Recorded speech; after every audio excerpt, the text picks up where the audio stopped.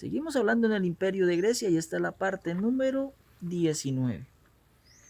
Ya sabemos que los componentes de la parábola del Lázaro y el rico son un hombre pobre y un hombre rico. Así empezó la historia. Y Natán, la cual se la dijo a David, en cuanto a la riqueza contra la pobreza, el festejo, el banquete, la abundancia con la enfermedad, la necesidad, la mendicidad, las llagas, los perros que en la ley son cosas inmundas. Y aparece Abraham como padre, la sepultura y el Hades atadas en un paralelismo, significan lo mismo. El tormento, el seno, Moisés y los profetas y una resurrección como un cambio. Aquí tenemos un trabajo en comparar con la Biblia. Al menos las cosas con apoyo bíblico, real y esté acorde con el reino de Dios. Análisis de la parábola de Lázaro y el rico. El rico Epulón, este no es el nombre. Aunque come mucho por hacer muchos festejos y derrocha por ser rico, en el Evangelio de Lucas capítulo 16 versículo 19 dice, había un hombre rico que se vestía de púrpura y de lino fino y hacía cada día banquete con esplendidez. Notemos, se vestía de púrpura y de lino fino y hacía banquete con esplendidez, pero este hombre era un NN, no tenía un nombre. A comparación de Lázaro, el rico vestía de lino fino, de púrpura. Esto quiere decir que sus vestidos eran costosos, prendas reales de un rey o sacerdotales. De un vestido fino de púrpura, quienes lo usaban eran reyes, los adinerados y también los sacerdotes, siendo importante donde el rico representa un reinado o un reino y un sacerdocio y debemos respaldar eso con la Biblia. Veamos el libro de Esther capítulo 8 versículo 15. Y salió Mardoqueo de delante del rey con vestido real de azul y blanco y una gran corona de oro y un manto de lino y púrpura, la ciudad de Susa. Entonces se alegró y se regocijó. El púrpura y el lino fino aparecen juntas en las vestiduras sacerdotales reales y de reyes. Veamos Éxodo capítulo 39, versículo 1. De azul, púrpura y carmesí hicieron las vestiduras del ministerio para ministrar en el santuario y asimismo hicieron las vestiduras sagradas para Aarón como Jehová lo había mandado a Moisés. Versículo 3. Y batieron láminas de oro y cortaron hilos para tejerlas entre el azul, la púrpura, el carmesí y el lino, con labor primorosa. Versículo 5.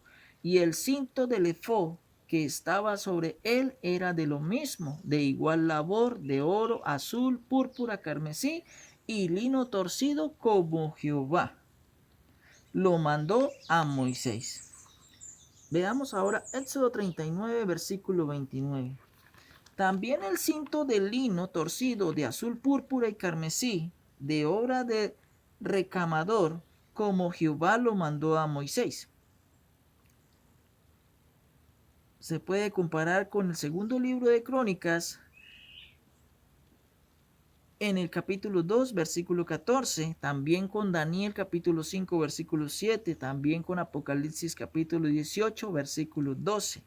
Dice, mercadería de oro, de plata, de piedras preciosas, de perlas de lino fino, de púrpura, de seda, de escarlata, de toda madera olorosa, de todo objeto de marfil, de todo objeto de madera preciosa, de cobre, de hierro y de mármol. Versículo 16. Y diciendo, ay de la gran ciudad que estaba vestida de lino fino, de púrpura y de escarlata, y estaba adornada de oro, de piedras preciosas y de perlas, ahora para hacer mofa y burlarse de Jesús. Los judíos, como en el caso de Herodes, y los romanos le vistieron con un vestido de púrpura y con corona de espinas. Esto está en Marcos capítulo 15, versículo 17. y le vistieron de púrpura y poniéndole una corona tejida de espinas. Versículo 18. Comenzaron luego a saludarle, salve rey de los judíos. Si el rico representa un reino, ¿cuál reino y cuál sacerdocio? Esto no lo responde la misma parábola. En Lucas capítulo 16, versículo 27. Entonces le dijo, te ruego pues, Padre, que le envíes a la casa de mi padre. Versículo 28. Porque tengo 5 hermanos para que les testifique a fin de que no vengan ellos también a este lugar de tormento. Versículo 29. Y Abraham le dijo a Moisés y a los profetas tienen. Óiganlos. Veamos primero el rico. Le llama padre a Abraham. Claros hasta ahí. Segundo, Abraham le dijo al rico, a Moisés y a los profetas tienen. El rico le llama a Abraham padre y Abraham le dice a Moisés que es la ley. Y los profetas tienen. Es decir, este rico en la parábola representa a Israel, cuyo antepasado padre es Abraham, de quien son la ley de Moisés y los profetas según el apóstol Pablo en la carta a los cristianos o congregaciones en Roma. Defiende esta ventaja que tiene Israel como pueblo de Dios. En Romanos capítulo 3 versículo 1 dice, ¿qué ventaja tiene pues el judío? ¿O de qué aprovecha la circuncisión? Versículo 2. Mucho en todas maneras. Primero, ciertamente que les ha sido confiada la palabra de Dios. Hay un privilegio. Veamos Romanos capítulo 9, versículo 4. Que son israelitas, de los cuales son la adopción, la gloria, el pacto, la promulgación de la ley, el culto y las promesas. Versículo 5. De quienes son los patriarcas y de los cuales según la carne vino Cristo, el cual es Dios sobre todas las cosas, bendito por los siglos. Amén. En este Israel, Pablo dice en que ellos eran muy ricos y los privilegios se representan en la parábola en las riquezas. Israel era muy rico en este sentido por las promesas que Dios le había dado. Efesios capítulo 2 versículo 7 dice, para mostrar en los siglos venideros las abundantes riquezas de su gracia, en su bondad para con nosotros en Cristo Jesús. Pablo hace o representa como riqueza las provisiones que vienen de Dios para Israel.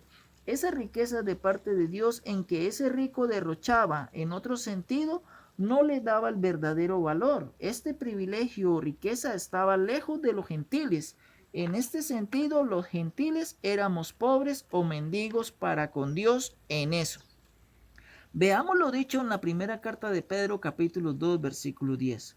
Vosotros que en otro tiempo no erais pueblo, pero que ahora sois pueblo de Dios, que en otro tiempo no habíais alcanzado misericordia, pero habéis alcanzado misericordia. Hablemos del significado del rico en la parábola, el cual es un rey o un sacerdocio.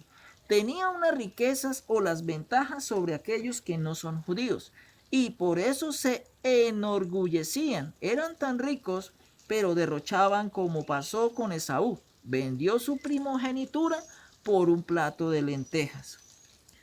Así le sucedió a Israel, el cual fue el primogénito por lo que ya hemos visto anteriormente de los 2 hijos por adopción. Ahora veamos el significado del pobre o el mendigo de Lázaro en la parábola y el significado está en su nombre. ¿Cómo le parece? En que Jesucristo le hubiera puesto nombre al mendigo, en este caso Lázaro, y Jesús no pierde detalle y le coloca Lázaro porque tiene un significado. La palabra Lázaro viene de Eleazar, nombre hebreo, y su significado es, o en su simbología es Dios ha ayudado o el ayudado por Dios. Es alguien en quien Dios le tiene misericordia y termina ayudando. Por eso Pedro dice, nosotros no teníamos misericordia, es decir, no éramos considerados por Dios, pero al final los consideró y lo ayuda en su misericordia para con ellos. Y por eso se llama Lázaro, El nombre no es casualidad, es una construcción genial que Jesucristo hace por ser el Maestro excelente. Su condición de mendicidad para con Dios se ve en la parábola. Veamos Lucas capítulo 16, versículo 20. Había también un mendigo llamado Lázaro, que estaba echado a la puerta de aquel, lleno de llagas. Estaba en una condición espiritual terrible y ansiaba saciarse de las migajas que caían, es decir, ansiaba de los privilegios. Es decir, los gentiles espiritualmente deseábamos los privilegios que tenían el pueblo de Israel para con Dios. Esperábamos que dejaran caer algo, pero no ellos derrochaban. Eso fue el problema de Pedro, en que Dios tuviera que levantar otro apóstol fuera de su tiempo, porque Pedro ni siquiera las migajas dejó caer para los gentiles. Así pasó en la parábola. En el versículo 21 dice, y ansiaba saciarse de las migajas que caían de la mesa del rico, y aún los perros venían y le lamían las llagas.